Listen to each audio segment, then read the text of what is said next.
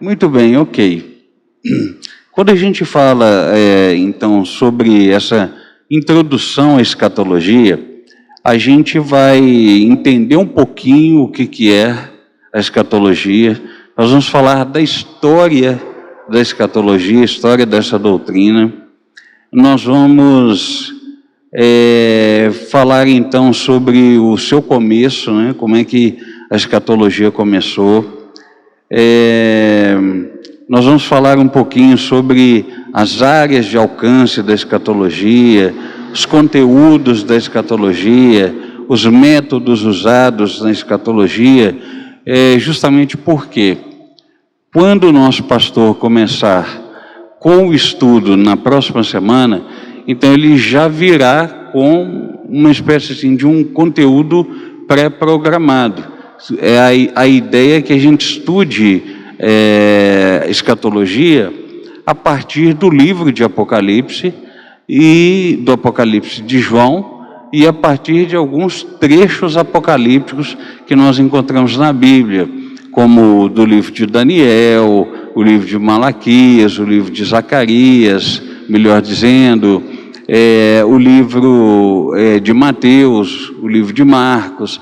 Então, para que a gente, digamos assim, dê conta de extrair com mais profundidade, para que facilite até o nosso entendimento, quando nós estivermos olhando para a escatologia já dentro da Bíblia, então o nosso estudo hoje, o objetivo é facilitar o entendimento da escatologia, para que finalmente, quando o pastor chegar a trabalhar esses conteúdos com vocês, esses conteúdos dentro do Apocalipse ou dentro dos trechos apocalípticos, vocês já estarão familiarizados, e isso é uma coisa que vai ficar mais fácil para o próprio entendimento de vocês. Então, o objetivo da aula aqui com essa introdução não é outro senão esse, ok? Muito bem, vamos começar.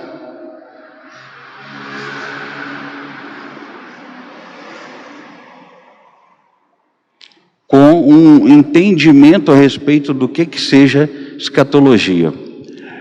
Essa palavra, queridos, diz respeito à doutrina do fim dos tempos, ok? Escato ou escatom diz respeito ao fim dos tempos. E logia ou logia, para aqueles que gostam de aportuguesar a palavra, seria o estudo sobre ou conhecimento sobre. Então, por exemplo, antroposlogia, então é o estudo sobre o ser humano. Soterioslogia é o estudo sobre a salvação. Armartiologia seria o estudo sobre o pecado. Então, escatologia nada mais é do que o estudo sobre o fim dos tempos. Então, a Bíblia, como palavra de Deus, ela é completa. Nós não apenas temos um estudo e um conhecimento e um entendimento a respeito da criação, da queda, da redenção, de como a salvação acontece, de quais são os efeitos do pecado, bem como temos estudos e entendimentos corretos, específicos, a respeito de quem é o Senhor Jesus, que é a cristologia, quem é o Espírito Santo, que é a pneumatologia, quem é o Deus Trino, Pai, Filho e Espírito Santo, que é a doutrina da Trindade, o estudo sobre a igreja, que é a eclesiologia. Então, se a Bíblia, quando nós lemos a Bíblia, nós somos capazes de extrair as doutrinas sobre todos esses elementos, ou todos esses princípios de crença, naturalmente, da mesma maneira que existe na história início, meio e fim, Deus vai nos mostrar sobre o fim da história, o fim dos tempos, através da doutrina da escatologia. Ok? Então, quando falamos em escatologia, estamos falando sobre a doutrina do fim dos tempos, ou a doutrina das últimas coisas, como popularmente é traduzido em algumas literaturas também. E aí, quando a gente olha para a história da escatologia, a gente descobre algumas curiosidades interessantes.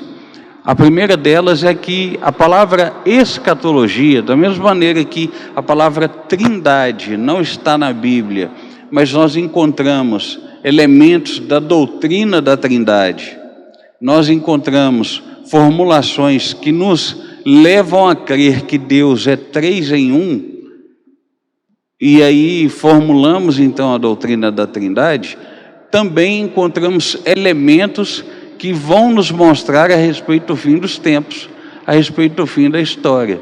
E aí chamamos então esse conjunto de elementos que vão formar essa doutrina de escatologia. Então a palavra mesmo, propriamente, escatologia, ela vai surgir no meio teológico, ela vai surgir na igreja no século XIX, século XX, 1909, com um teólogo chamado Sallier-Matheus. Então, esse Sallier-Matheus, ele define a palavra aqui, escatologia, ele passa a usar a palavra escatologia para representar esse conjunto, digamos assim, de princípios, de elementos, esse conjunto de informações que formam essa doutrina a respeito do final dos tempos na Bíblia.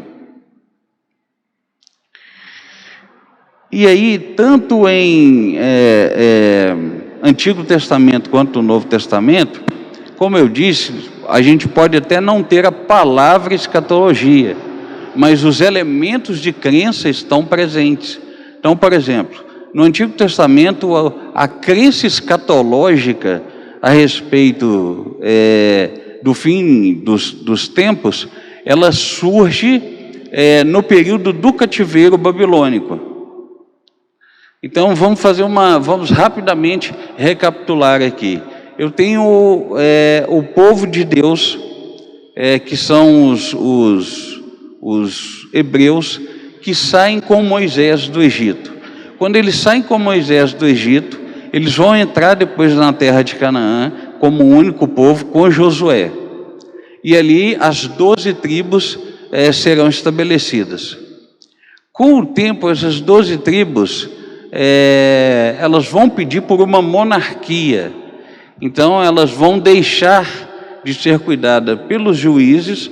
O último desses juízes foi Samuel, e aí passam a ser cuidadas por um único rei, ok? Esse primeiro rei de Israel foi Saul, só que ali nós tínhamos o que nós podemos chamar de embrião da monarquia, ou seja, nós não tínhamos um rei que de uma forma definida tinha um comando administrativo, econômico, político, cultural e bélico ou militar de todo Israel. Não, o que acontecia ali é que os patriarcas, eram eles que tomavam conta dessas 12 tribos, e todas as vezes que eles iam entrar em guerra, Saul passava então fazendo a convocação para a formação do exército. Somente com Davi, que foi o segundo rei, é que nós tivemos uma organização política, primeiro em Hebrom, durante o período de 7 anos que Davi foi rei em Hebrom, e depois por mais 33 anos sobre todo Israel. Aí sim nós tivemos essa transição do cuidado político do patriarcado para as mãos de um rei. E aí então Davi unificou economicamente, politicamente, culturalmente e religiosamente o povo de Israel. Posteriormente, nós tivemos Salomão expandindo economicamente e transformando esse reino em império, sendo então nas mãos de Salomão o maior império do planeta naquela época. E aí, depois da morte de Salomão, vem o seu filho, falhou aqui agora, desculpa, irmãos, deu um branco aqui agora no nome do filho de Salomão.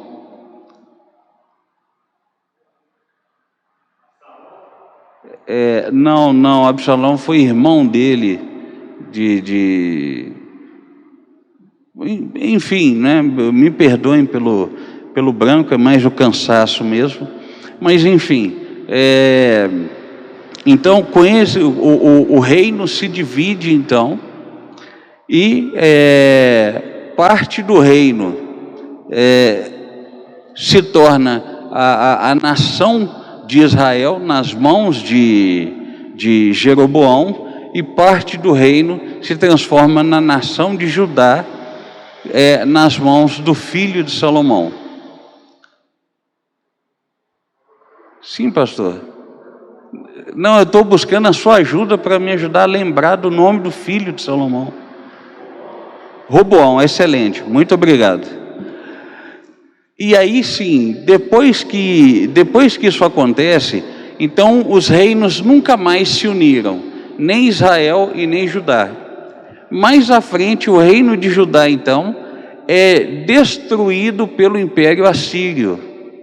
E aí aqueles que sobraram do reino, alguns desceram para Judá, ficando só o reino de Judá. E esse reino de Judá depois foi escravizado pelo Império da Babilônia. E foi aí então, quando esse povo de Judá, esses judeus, eles já não tinham mais uma terra, eles foram refletir a respeito da presença de Deus. Então, será que Deus estava apenas no templo em Jerusalém? Ou será que Deus estava ali com eles? Por que Deus permitiu que essas coisas acontecessem com eles? Então, na hora de rever a história deles, eles chegaram a algumas conclusões doutrinárias. Uma dessas conclusões doutrinárias é de que Deus providenciaria um libertador para Israel, onde vai surgir a doutrina do messianismo.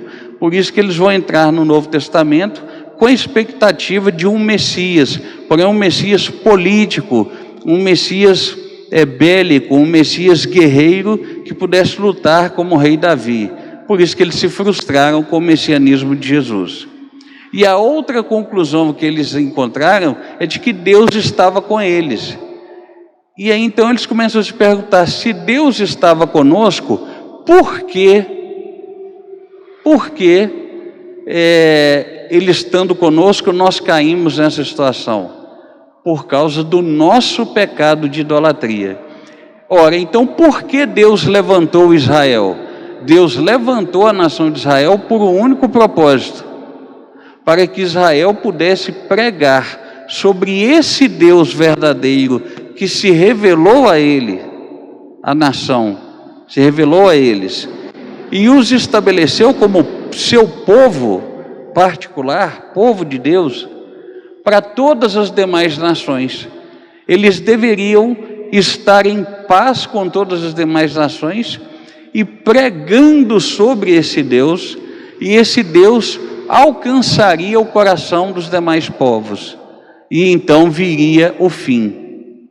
E o que seria o fim? Num primeiro momento, a leitura deles, o fim era de que reinaria uma harmonia plena para sempre sobre todos os povos. Então surge aí o que nós chamamos de doutrina da escatologia. Então a primeira noção de escatom, a primeira noção de fim de mundo, é de que Deus levantou Israel para Israel pregar para todos os povos, e o fim do mundo significaria todos os povos estarem em paz com Israel, e Israel, consequentemente, em paz com eles, onde ninguém lutaria contra ninguém, ninguém entraria mais em guerra com ninguém, porque todos os povos do planeta estariam, teoricamente, crendo no mesmo Deus que levantou Israel como nação. E Israel seria o coração do mundo, a capital do mundo, digamos assim. O país que lideraria sobre todos os demais países. Essa é a primeira noção de escatologia. Já no Novo Testamento, a crença de escatologia é como nós entendemos.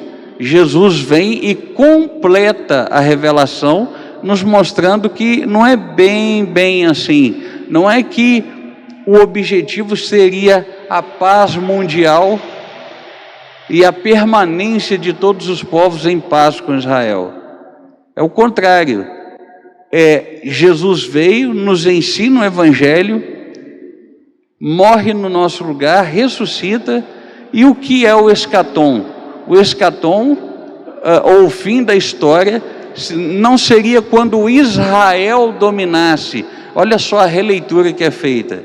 No escatom do Antigo Testamento, entende-se que Israel dominaria sobre todos os povos e seria uma espécie de nação-chefe, uma capital mundial. Jesus vem mostrando que não é Israel que domina sobre todos os povos. Quem vai dominar sobre todos os povos é o próprio Senhor Jesus.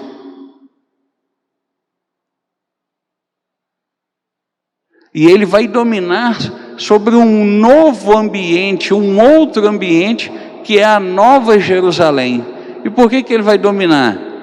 Porque esse mundo está contaminado pelo pecado e ele precisa ser destruído para ser refeito a partir do protótipo, a partir da ideia de novo céu e de nova terra e de nova Jerusalém.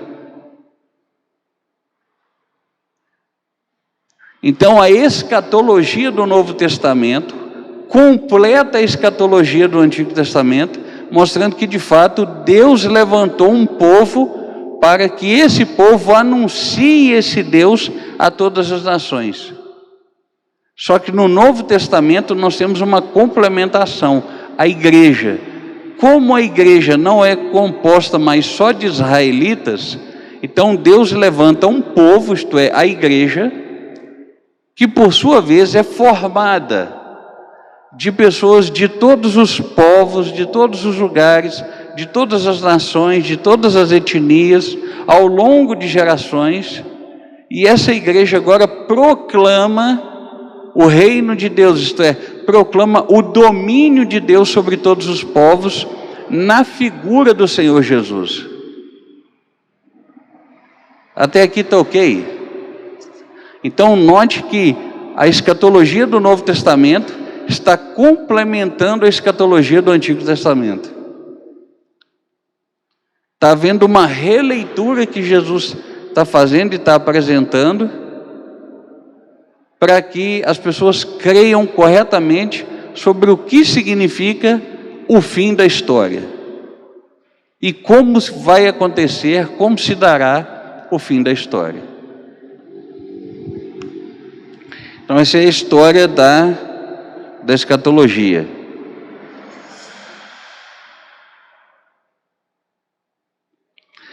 E aí o seguinte, para a gente estudar a escatologia mais a fundo, como eu disse, né, nós teremos a apresentação de uma apostila e de um conteúdo mais bíblico com o nosso pastor a partir da quinta-feira, próxima quinta-feira.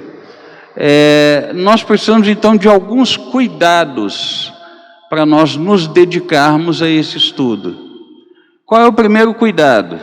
O primeiro cuidado é entendermos que há um distanciamento pessoal entre nós e o período em que João recebeu a revelação final. Há um distanciamento pessoal. Primeiro, João era judeu, nós somos brasileiros. Segundo, João viveu no primeiro século. Nós estamos vivendo no século 21. Nós temos 20 séculos de distância. Então, nós devemos olhar para o texto e entender o seguinte: o texto é produto de inspiração divina. Então, a interpretação correta não é a interpretação que vem do leitor, que sou eu. A interpretação correta é a que vem do autor bíblico, que foi inspirado pelo Espírito Santo para escrever.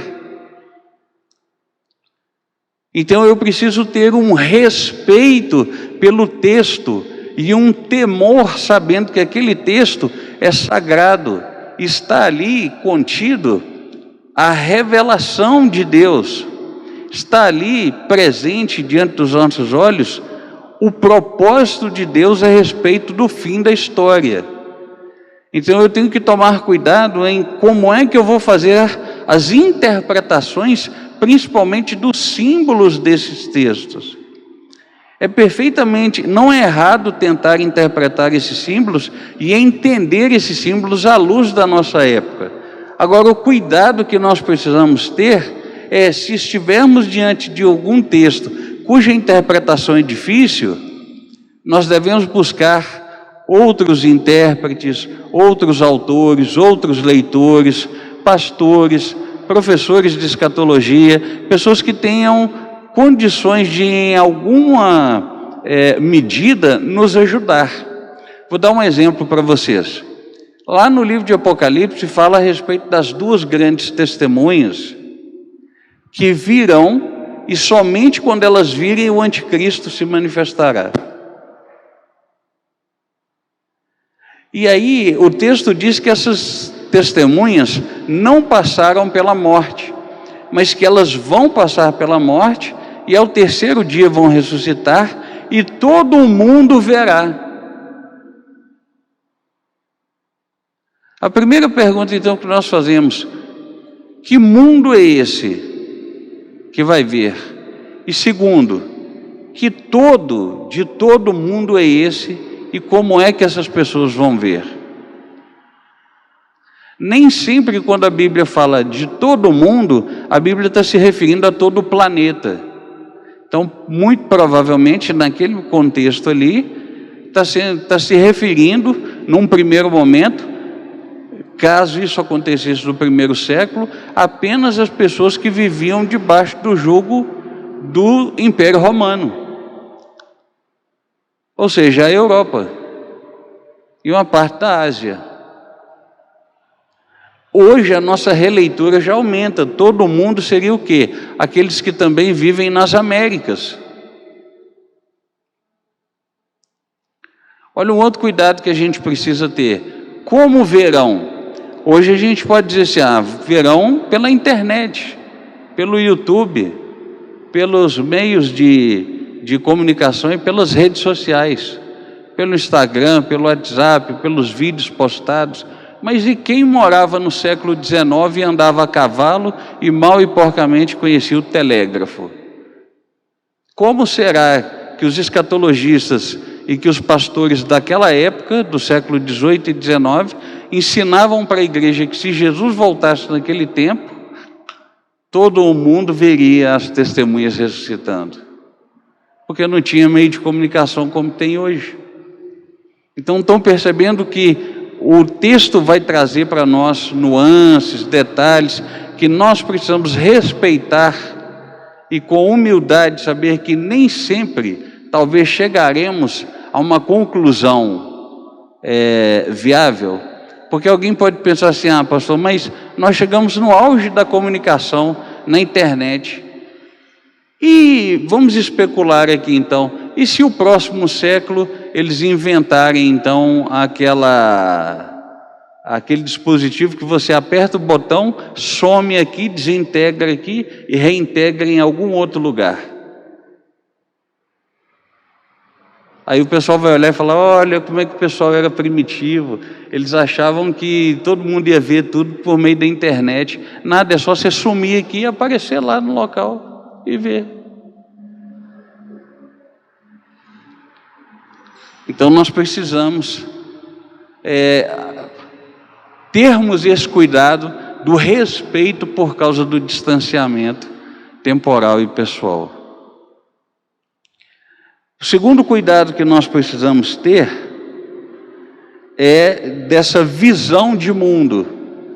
Ou seja, eu tenho que tomar cuidado para não ficar especulando, dando respostas especulativas, como se essas respostas especulativas fossem certezas doutrinárias.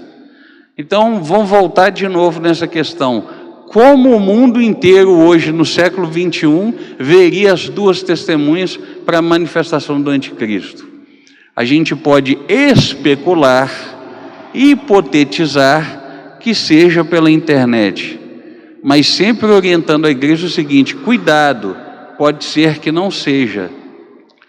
Nós é que estamos imaginando que pode vir a ser pela internet.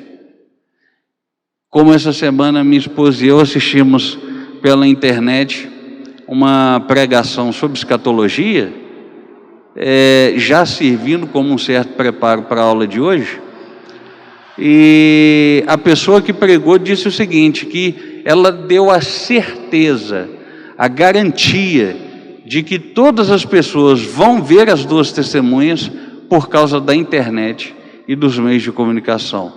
Isso é um problema, porque ela afirmou uma coisa que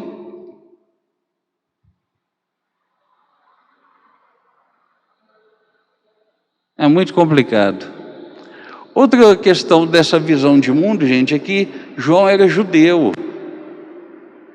Talvez essa pergunta, pastor Maxwell pode responder para nós com mais propriedade, quando chegar a vez dele de ministrar, ou se ele quiser responder hoje, sinta-se à vontade, que é, João, quando teve a visão e a revelação, nós podemos dizer que ele viu o que está registrado no seu sentido literal, isto é, ele viu de fato ruas de ouro, ele viu de fato uma mulher sobre o dragão, ele viu de fato os cavaleiros, ou ele viu como nós veríamos, ele viu pessoas, ele viu, ao invés de ver símbolos, mas para que ele pudesse escrever de maneira codificada, de maneira que só os judeus entendessem, ele escreveu usando a apocalíptica, que é essa criptografia. Sim, como que o senhor acha que o João viu? O senhor acha que ele viu, por exemplo, uma rua, mas para não falar que era rua, falou que ela era de ouro, e deixou isso, o em ouro, como um código, porque somente outro que lesse, que tivesse a mesma visão de mundo, que ele entenderia que é uma rua comum? Ou será que ele de fato viu a rua literalmente de ouro e deixou apenas o registro de ter visto a rua de ouro? Como é que o senhor, que é um estudioso, vê isso?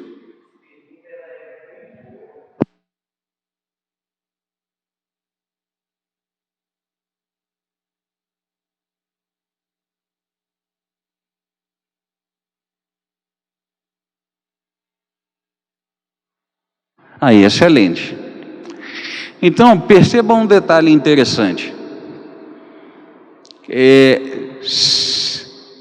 Convenhamos, vamos especular aqui. Convenhamos que o João tenha visto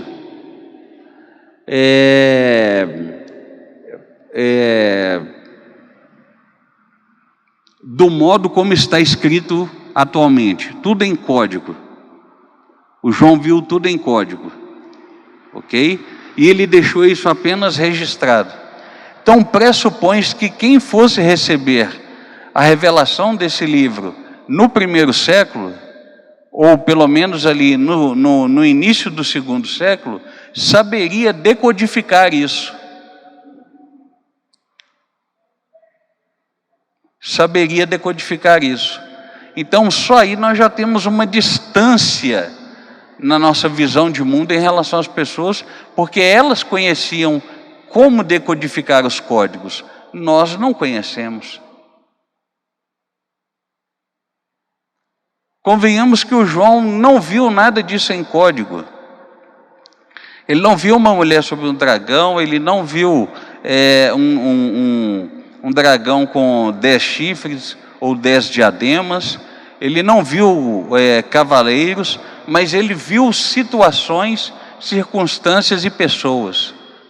De qualquer maneira, o modo como ele criptografou isso o modo como ele escreveu apocalipticamente o texto escatológico, as pessoas que tiveram acesso ao texto também saberiam e souberam decodificar isso. Mas eles não passaram o resultado do código para nós. Então nós não sabemos. Uma vez que nós não sabemos, cabe a nós então esse respeito também pela visão de mundo do autor. O autor foi inspirado por Deus, nós não fomos. A nós cabe uma interpretação mediana dentro do que as próprias referências bíblicas indicam ali para nós. Mas nós ficamos à mercê da volta do Senhor Jesus para entendermos plenamente como é que todos esses fatos vão realmente acontecer.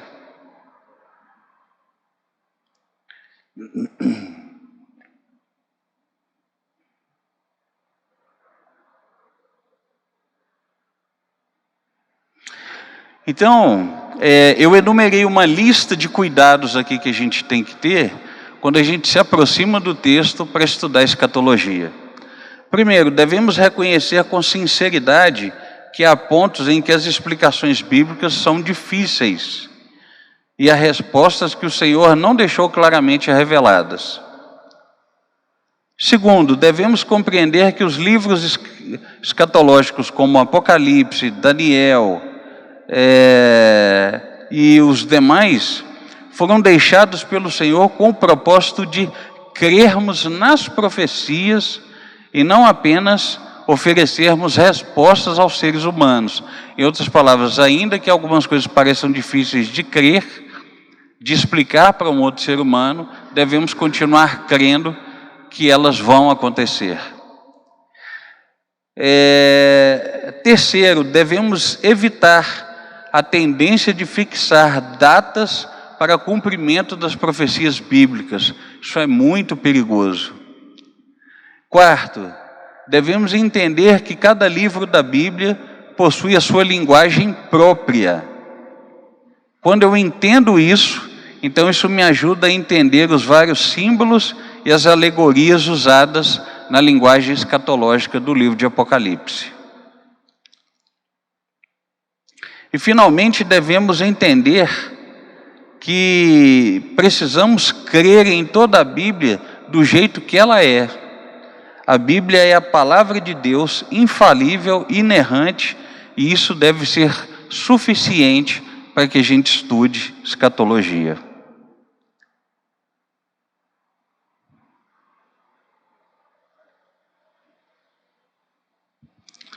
Bom,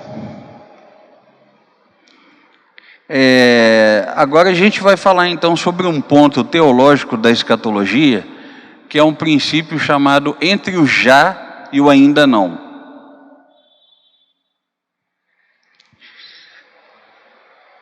Essa expressão entre o já e o ainda não significa que já fomos salvos, mas ainda não totalmente. Quem cunhou essa expressão foi um teólogo do século XX chamado Oscar Cullmann. O Oscar Cullmann propunha que quando a gente vai para a Bíblia, a gente vê que o Senhor Jesus já nos justificou, a gente vê que o Senhor Jesus está nos santificando e Ele vai nos glorificar. Então preste atenção, porque eu tenho três ações acontecendo. Uma ação no passado, justificou.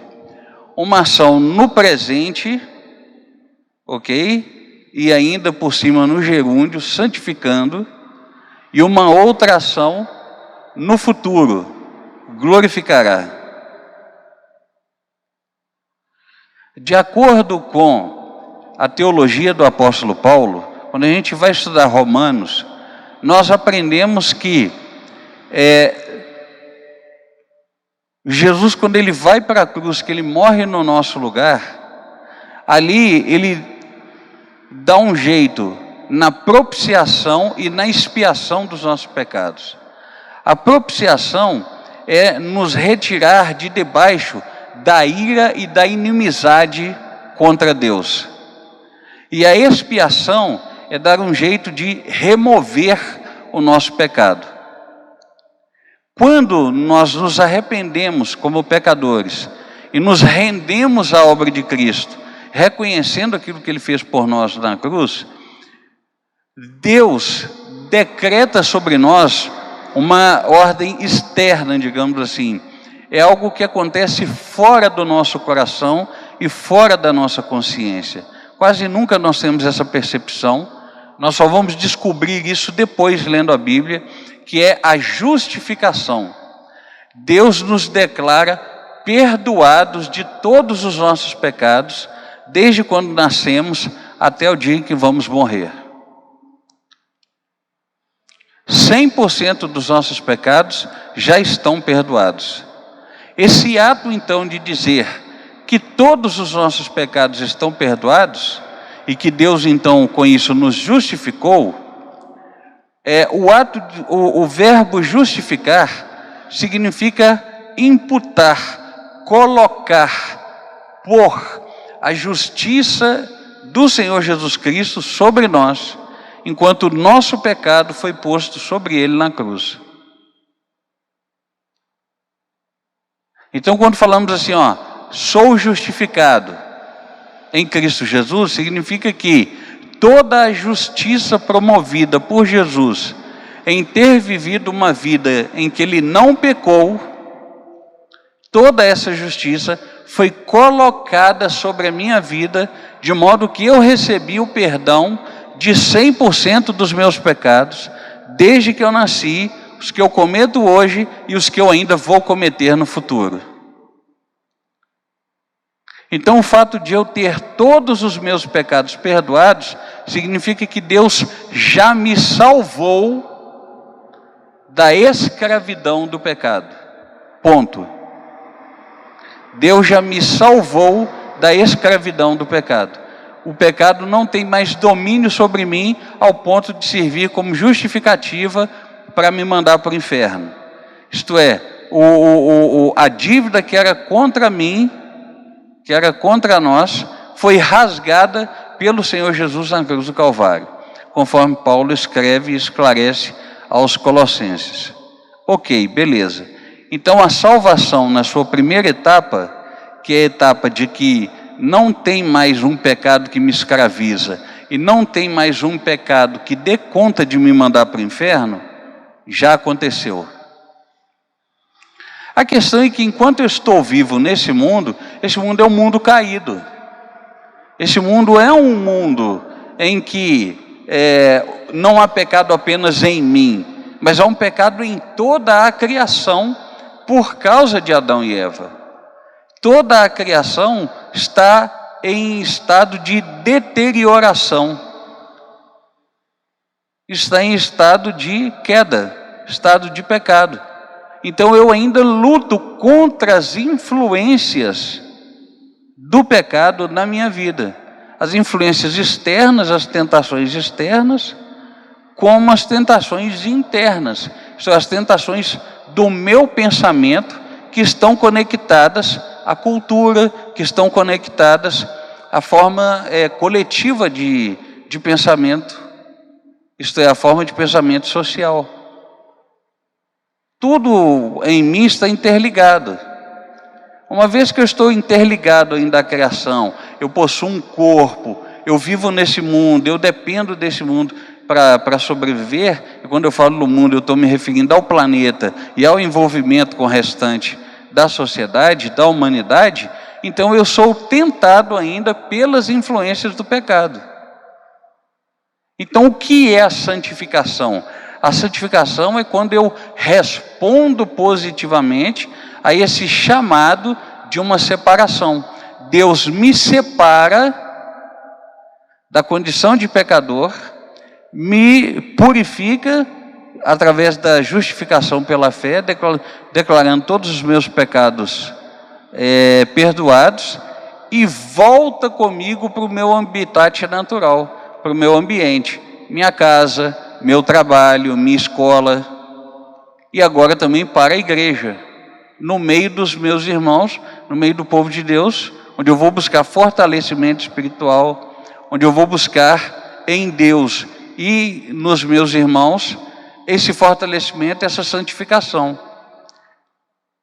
Então, pela santificação diária que Deus promove sobre a minha vida, então diariamente o pecado é vencido. Ele não é vencido porque há um mérito da minha parte, porque em alguns momentos eu sou tentado e consigo vencer a tentação. Porque, na verdade, quase nunca eu venço. Se a gente for pegar estatisticamente, majoritariamente, para não dizer todo mundo, em algum momento do dia, consciente ou inconscientemente, vai pecar. Mas por causa dessa obra de Deus, de gerar em mim uma consciência de que eu agora pertenço a Ele, essa obra de santificação que atua na minha consciência, no campo da razão e no campo dos desejos, então agora sim eu sou santificado e o pecado é vencido na minha vida. Uma vez que o pecado é vencido por causa dessa obra de Cristo, que é diariamente lembrada na minha consciência, então eu estou vencendo o pecado, estou sendo salvo da influência do pecado. Note que eu já fui salvo do pecado, pela justificação pela fé, eu fui salvo da escravidão. Estou sendo salvo da influência, que são duas coisas totalmente diferentes. Uma coisa é escravidão, outra coisa é influência. E um belo dia Jesus vai voltar. E quando Jesus vai voltar, que o escatom acontecer, que o reino dele se manifestar plenamente, então eu serei o quê? Glorificado. O que significa ser glorificado?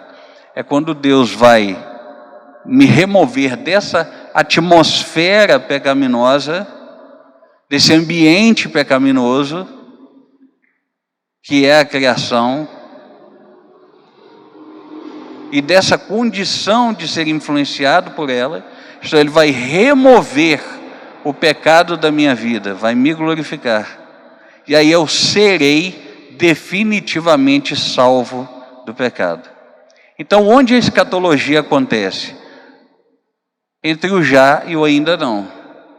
Já fomos salvos do pecado, da escravidão do pecado. Estamos sendo salvos da influência do pecado e seremos definitivamente salvos na glorificação. Seremos definitivamente salvos dessa presença do pecado. Essa experiência de ter sido salvo, de estar sendo salvo diariamente e de ser definitivamente salvo, é uma experiência escatológica. Não é só soteriológica. Ela é escatológica porque, da mesma maneira que a história tem um início, uma queda, um meio, uma redenção e um fim e uma consolação, a história particular da minha vida também tem um início do pecado, um meio tendo sido justificado, sendo santificado, e terá um fim vitorioso quando eu for glorificado. Então, note que a doutrina da salvação está diretamente ligada com a doutrina dos últimos tempos, ou a doutrina do fim dos tempos.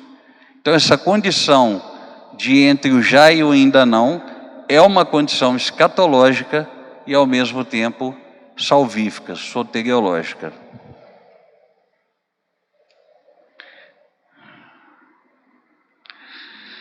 E aí nós temos uma espécie assim de linguajar específico,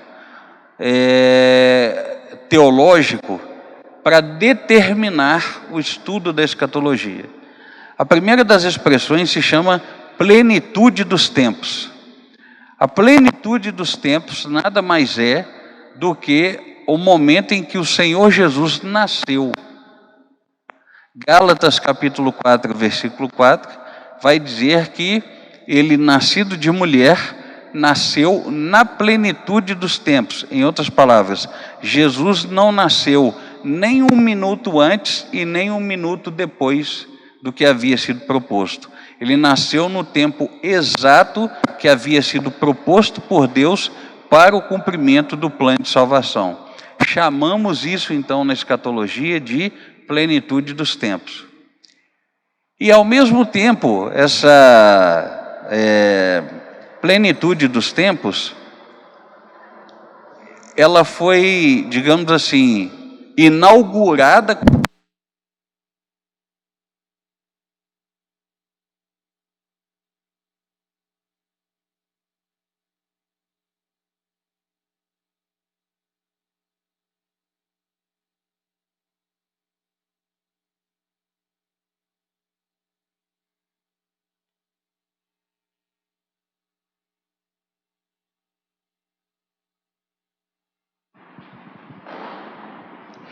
Então, essa plenitude dos tempos, ela foi inaugurada com o nascimento do Senhor Jesus, mas ao mesmo tempo nós hoje vivemos nessa plenitude dos tempos. Essa plenitude dos tempos, tem crente que confunde, né? Que acha que a plenitude dos tempos vai se dar quando Jesus voltar, de modo que plenitude significará ausência de problemas. Não. Essa plenitude dos tempos, ela foi apenas inaugurada com o Senhor Jesus. Mas chamamos de plenitude dos tempos esse período que nós vivemos, porque nós vivemos depois do nascimento de Cristo. E como foi necessário que Cristo nascesse para o cumprimento do plano de salvação, então todos aqueles que nascem depois que o plano de salvação começa a ser historicamente cumprido, ele, digamos assim, tem o privilégio de nascer num bom tempo, num bom momento, o momento da salvação, o momento em que as pessoas são salvas através daquilo que Jesus fez. Então é por isso que nós dizemos que vivemos ainda hoje na plenitude dos tempos.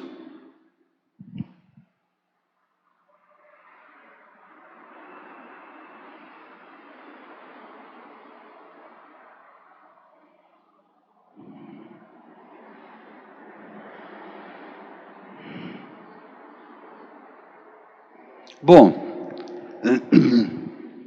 e qual é o alvo da escatologia, então? O verdadeiro alvo da escatologia não é o ser humano. Muita gente diz, precisamos pregar o evangelho, né? Precisamos alcançar o máximo de pessoas possíveis. É verdade, isso aí faz parte da responsabilidade da igreja. A questão é que quando a gente pensa assim, precisamos alcançar o máximo possível de pessoas, nós estamos criando um pensamento equivocado em relação ao que a Bíblia nos ensina. Porque o que a Bíblia nos ensina no sermão escatológico de Jesus, no Evangelho de Mateus, capítulo 24, é que quando o Evangelho for pregado a todas as pessoas ou toda criatura, então Cristo virá. Mas quem define essa quantidade aí, quem define esse todos, é o próprio Deus, não somos nós. Quem define que todos é esse, e quantas pessoas fazem parte desse todo, e onde elas estarão, é o Senhor, nosso Deus. Não somos nós. O máximo que nós temos de referência bíblica são as etnias. Nós entendemos também por um princípio de interpretação das Escrituras, que são todas as pessoas de todas as etnias, isto é, pessoas que estão envolvidas nas mais variadas, nos mais variados dialetos e nas mais variadas etnias. Mas a quantidade de pessoas que fazem parte das de todas as etnias e de todos os dialetos, quem sabe é só o Senhor Deus. Ok? Então, ao contrário do que muita gente pensa, que o alvo da escatologia seria pessoas, não, o alvo da escatologia é o próprio Jesus. Lembre-se que no Novo Testamento, ele ressignifica a escatologia do Antigo Testamento. Lembre-se que não é Israel como um povo que vai dominar sobre todos os demais povos. Vai ser um rei, o Senhor Jesus, que vai reinar, que vai dominar sobre todos os povos. Então é evidente que a escatologia, no final das contas, diz respeito a Jesus, porque o fim da escatologia não é só o fim da história humana como nós a conhecemos. O fim da escatologia é o início do reinado absoluto de Cristo. Não é que Cristo já não reine hoje. Cristo já reina hoje, mas hoje ele reina de forma invisível. Mas vai existir uma época em que Jesus vai reinar de forma visível e absoluta. E esse reinado visível e absoluto acontece no fim da história, quando todos os eventos escatológicos já tiverem acontecido. Então, o fim ou o alvo, o objetivo da escatologia não são os seres humanos, é o próprio Cristo. O olhar correto sobre o estudo escatológico é o olhar de quando é que Cristo vai reinar de forma absoluta.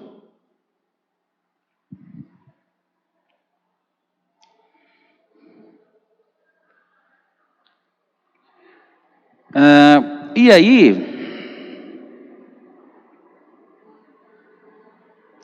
para a gente poder finalizar o nosso estudo, eu preciso falar para vocês sobre os conteúdos da escatologia.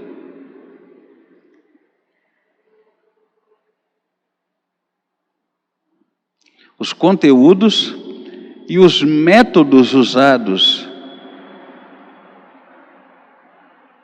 no estudo da escatologia. E aí sim, a gente está pronto para poder entrar na parte bíblica da escatologia na próxima quinta-feira. Então vamos lá, conteúdos da escatologia. Ora, levando em consideração que a Bíblia nos apresenta dois fins, o fim humano e o fim da humanidade, que são coisas diferentes.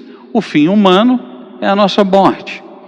O fim da humanidade é essa manifestação absoluta do reino de Deus, destruindo esse mundo e refazendo a partir do conceito de novo céu, nova terra e a nova Jerusalém.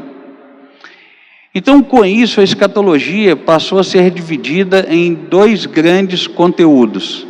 O primeiro conteúdo é o conteúdo individual e o segundo conteúdo é o conteúdo geral. Então, sempre que vamos estudar sobre o nosso fim individual, isto é, sobre o que acontece depois da morte de um ser humano, a questão de ir para o Hades superior, né, também chamado de céu, ou para o Hades inferior, também chamado de Seol, ou de inferno e essa coisa toda, nós chamamos isso de escatologia individual. Então, estudamos com isso o fim da vida do homem, a morte física, a imortalidade e o estado intermediário dos mortos, que seria a presença no céu ou no inferno. Esses conteúdos que nós estudamos, nós chamamos isso então de escatologia individual, que diz respeito ao fim individual. É por causa disso. Já a escatologia geral é o fim da humanidade. Então, no fim da humanidade, nós estudamos sobre a vinda de Cristo, os sinais da sua vinda, as 70 semanas de Daniel, o arrebatamento da igreja, o tribunal de Cristo, as bodas do Cordeiro, a grande tribulação, o milênio, o juízo final, novos céus, nova terra. Todo esse conteúdo é o conteúdo que nós estudamos a partir da escatologia geral, que são os eventos que transcorrem na história para que ocorra a volta do Senhor Jesus. Então, esses são os conteúdos da escatologia. O conteúdo que o pastor Maxwell vai trabalhar com vocês na quinta-feira em diante vai ser o conteúdo da escatologia geral. Provavelmente ele não deve mais falar de escatologia individual, porque ele já deu um estudo aqui sobre a questão da morte, sobre a questão do estado intermediário dos mortos. Eu já dei estudo aqui sobre o céu, sobre o inferno, que é esse estado intermediário. Então a gente não deve, provavelmente nós não devemos nos ater a isso. Nós vamos trabalhar a escatologia geral. E aí, quais são os métodos usados no estudo da escatologia? Existem basicamente, irmãos, 3 métodos usados no estudo da escatologia. Existe o método preterista, existe o método historicista e existe o método futurista. Ok? O método preterista é a metodologia mais popular para o exame do Apocalipse entre os eruditos críticos. Por quê? Porque tem-se aquela ideia de vamos estudar o Apocalipse baseado nos eventos que estavam acontecendo naquela ocasião. Então tá, quem foi que teve a visão do Apocalipse? João. Onde ele estava? Na ilha de Patmos. Quem são os personagens que João viu? Provavelmente imperadores do Império Romano.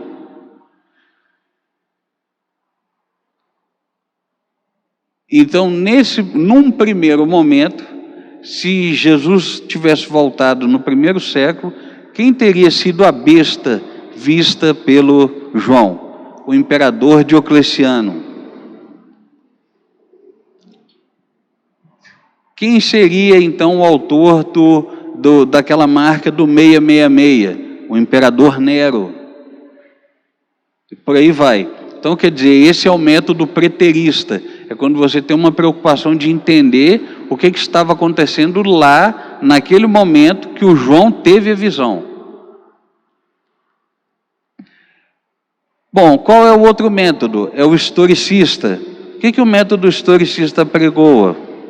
É o método de interpretação da profecia apocalíptica, que declara que o livro do Apocalipse é um histórico profético da igreja do mundo, desde o tempo de João até hoje. Então, em outras palavras, os historicistas acreditam que algumas das profecias que estão no livro de João já aconteceram. Então, por exemplo, lá em João fala a respeito de guerras. E aí, quando você olha para a história, o tanto de guerra que já teve no período antigo e o tanto de guerra que teve no período medieval, essas guerras teriam sido suficientes para justificar, então, as guerras descritas no livro de Apocalipse. Um exemplo. E é o método futurista, que é o mais conhecido pela igreja, que é aquele em que a igreja estuda as profecias como se as coisas que estão no livro de Apocalipse ainda fossem acontecer num futuro próximo, ainda não estivessem acontecendo. Exemplo, para alguns de nós, a igreja vai passar pela grande tribulação, se já não estiver passando. Para um estudioso futurista, um crente estudioso futurista, ele entende que a igreja ou ela não vai passar pela grande tribulação, ou a grande tribulação ainda não aconteceu. Ok? E aí eu finalizo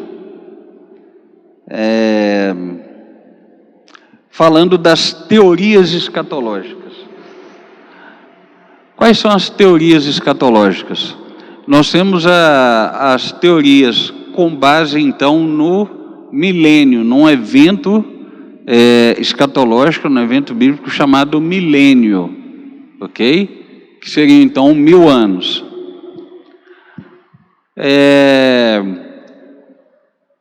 Existem, então, os chamados pré-milenistas, os amilenistas e os pós-milenistas.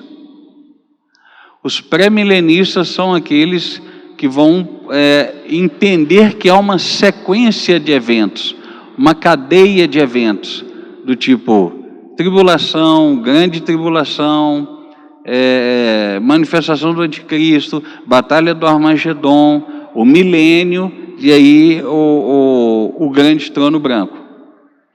E aí há uma sequência em cadeia, ok? E todos esses eventos seriam eventos literais. Literais. Então, por exemplo, falou em milênio, é um período onde há literalmente 1000 anos de descanso. Quem são os amilenistas? Os amilenistas são aqueles que interpretam essa linguagem num sentido figurado ou alegórico. Então, por exemplo, para um amilenista, você não tem uma sequência de eventos do tipo tribulação, anticristo, grande tribulação, batalha do Armagedon, milênio e o julgamento do trono. Não, é como se você tivesse em quadros. Você tem um quadro maior, uma imagem maior chamada milênio, que já começou com a morte e ressurreição do Senhor Jesus. Dentro do milênio você tem um quadro menor, mas ainda total, chamado tribulação. Dentro do quadro tribulação você tem um menor chamado grande tribulação. Dentro do grande tribulação você tem um outro chamado batalha do Armagedon. Então é como se fossem, sabe aquela brincadeira que você coloca uma caixa dentro da outra? Você quer brincar, vou te dar um presente aí você pega aquela caixa grande, coloca outra menor e outra menor e outra menor. Então são eventos sobrepostos. Então para um amilenista e para um pós-milenista, esses eventos são sobrepostos, eles não são sequenciais como um pré-milenista os interpreta. Qual a diferença então entre o amilenista e o pós-milenista? É que para o amilenista, o milênio é num sentido figurado. Para um pós-milenista também é no sentido figurado. Mas o milenista, o amilenista, tem uma perspectiva, digamos assim, contrário de otimista, pessimista de futuro, ou seja, as coisas vão só piorando até Jesus voltar. Para um pós-milenista, as coisas tendem a melhorar até Jesus voltar. Ok? E ainda dentro dessa divisão do milênio, do pré-milenista, existe o pré-milenista dispensacionalista, que é aquele que acredita que a igreja não vai passar pela grande tribulação. E existe o pré-milenista histórico, que é aquele que acredita que a igreja vai passar pela grande tribulação. A posição da Igreja Batista em Cristo oficial é o pré-milenismo histórico. Ou seja, como o pastor gostou de fazer o suspense ali, né? A partir da próxima quinta-feira a gente vai estudar então a escatologia nessa perspectiva bíblica do pré-milenismo histórico, mas evidentemente que ele vai estar aberto a tirar dúvidas e fazer comparações com as outras linhas interpretativas. Por que eu esclareci isso para vocês? Não é para confundir ninguém. É só porque se amanhã ou depois você estiver visitando uma outra igreja, você estiver com algum parente, algum amigo, e ele apresentar uma perspectiva escatológica diferente da sua, você não foi enganado pelo seu pastor, ele não mentiu para você em comparação com a visão do outro, e o outro também não está tentando te enganar, ele está honestamente apenas apresentando uma visão diferente da sua, na tentativa de entender os eventos futuros. E aí alguém pode perguntar, poxa pastor, mas afinal de contas, é o pré-milenismo dispensacionalista, é o histórico, é o amilenismo ou é o pós-milenismo? Qual desses eventos aí de fato comprovam ou de fato vão acontecer quando Jesus voltar? Espera Jesus voltar que você vai ver. Tem que esperar Jesus voltar para ver. Ok? Nós, honestamente, numa honestidade tanto teológica quanto intelectual, adotamos o pré-milenismo histórico por entendermos que é uma linha mais coerente. Agora, não quer dizer que se você ouvir as outras sejam heresias ou incoerências. Amém? Ok? Bom, eu abro aqui então para perguntas. Alguma curiosidade, alguma consideração, alguma pergunta que vocês queiram fazer sobre o estudo de hoje?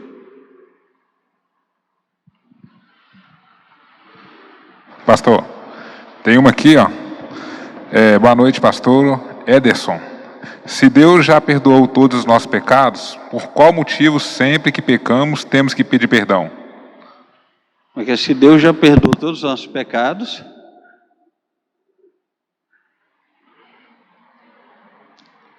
se Deus já perdoou todos os nossos pecados, por qual motivo sempre que pecamos temos que pedir perdão? Por uma razão bem simples. Deus ter decretado que todos os nossos pecados estão perdoados, não significa dizer que todos os nossos pecados estão abolidos. São coisas completamente diferentes. Ter um pecado perdoado antecipadamente significa que Deus já sabe que eu ainda vou cometê-lo. Eu não tenho meu pecado abolido, meu pecado não vai deixar de existir. Meu pecado simplesmente terá sido antecipadamente perdoado. E aí, qual é a legitimação ou a confirmação do perdão desse pecado? Quando o Espírito atua em mim gerando arrependimento, que eu peço perdão.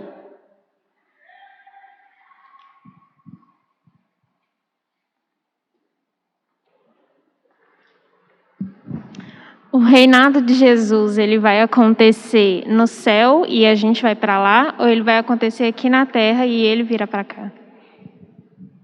Definitivo?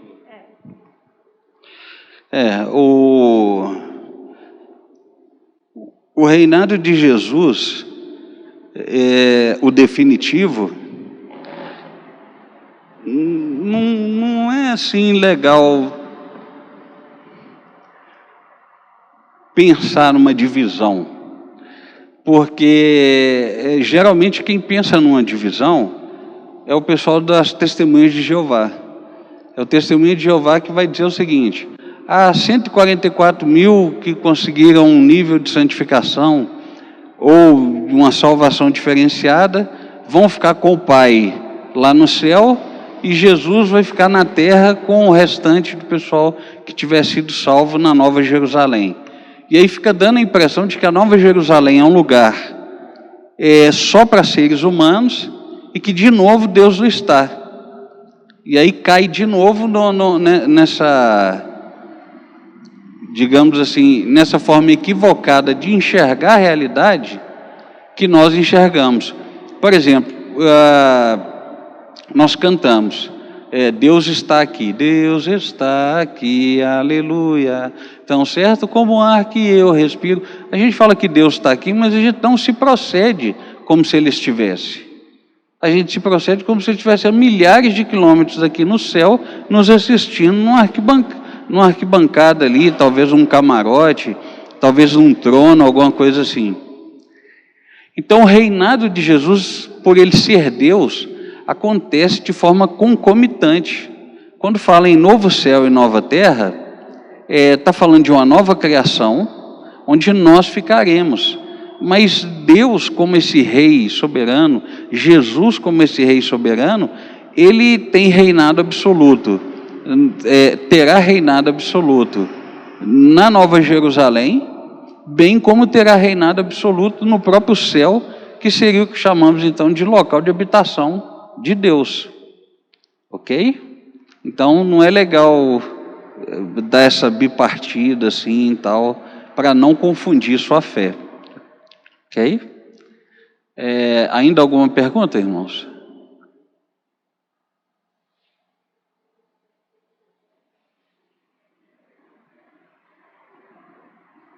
Ok, então muito bem.